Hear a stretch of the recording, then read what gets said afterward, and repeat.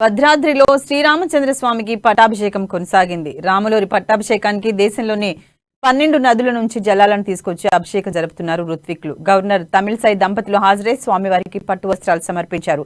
రాములూరి పట్టాభిషేకం తర్వాత గవర్నర్ పర్ణశాలను సందర్శిస్తారు. మార్చి 31న కొత్తగూడెం నుంచి బయలుదేరి ఏప్రిల్ 1న ఉదయం హైదరాబాద్ చేరుకుంటారు. గవర్నర్ సీతారాముల పట్టాభిషేక మహోత్సవానికి భక్తులకు ఎలాంటి ఇబ్బందులు కలగకుండా అధికారులు అన్ని ఏర్పాట్లు చేశారు. స్వామివారి పట్టాభిషేకానికి భక్తులు తరలి రావడంతో భక్తజన సంద్రోహంగా మారింది. పోలీస్ భారీ భద్రతను ఏర్పాటు చేశారు.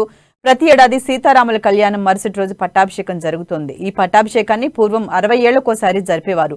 కాలక్రమేణా భక్తుల సౌకర్యార్థం పట్టాభిషేకంలో మార్పులు చేసి 12 ఏళ్లకోసారి నిర్వహిస్తున్నారు.